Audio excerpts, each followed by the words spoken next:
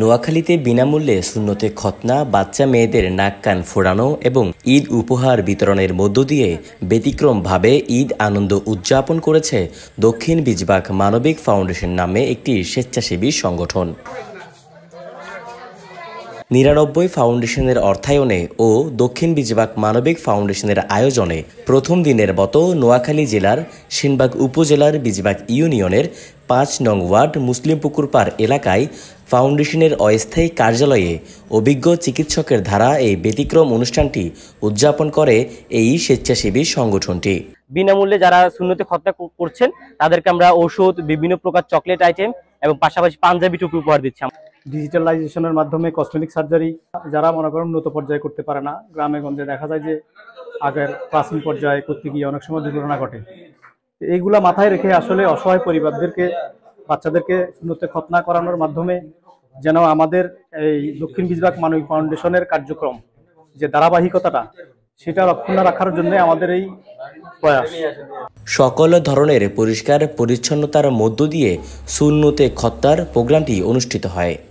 পরে ফাউন্ডেশনের পক্ষ থেকে সকল প্রকার ঔষধ ও ঈদ উপহার সামগ্রী তুলে দেওয়া হয়। এ সময় এলাকাবাসীর স্বতঃস্ফূর্ত অংশগ্রহণের মধ্য দিয়ে উৎসবমুখর হয়ে ওঠে এই স্থানটি। আমাদের তরুণ জেনারেশন যারা আছে এরা মানবিক ফাউন্ডেশন থেকে যেসব কাজগুলি উন্নতমূলক কাজগুলি করতেছে, এটা এই উদ্যোগটা আমাদের সবার কাছে ভালো লাগতেছে এবং কি সবার উপকারিত হইতেছে। আমরা চাই সামনের দিকে ভবিষ্যতে এরা এই কাজগুলি অব্যাহত রাখুক। অন্ধকার সমাজকে আলোকিত করার জন্য আমাদের এই দক্ষিণ বিজবাক মানবিক ফাউন্ডেশন পূর্বের ন্যায় আমাদের কাজের অংশ হিসেবে আজকে আমরা ঈদ পরবর্তী ঈদের পরের দিন যে আয়োজন সেটা হচ্ছে সুন্নতে খতনা এবং কান এবং নাক ফোটানোর অনুষ্ঠান।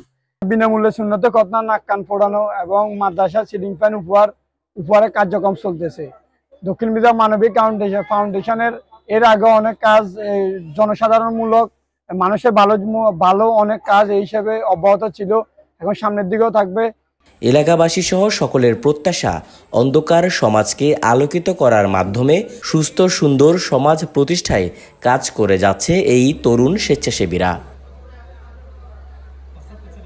দক্ষিণ বিজবাক মানবিক ফাউন্ডেশনটি প্রতিষ্ঠার পর থেকেই অসহায়দের বিনামূল্যে চিকিৎসা সেবা, blood group camping, Senbagh, Sonaimuri ও বেগমগঞ্জ উপজেলায় শীত বস্ত্র বিতরণ, দরিদ্র মেধাবী শিক্ষার্থীদের আর্থিক সহযোগিতা সহ বিভিন্ন মানবিক কাজের ধারাবাহিকতার অংশ হিসেবে এই কার্যক্রমটি অনুষ্ঠিত হয়েছে।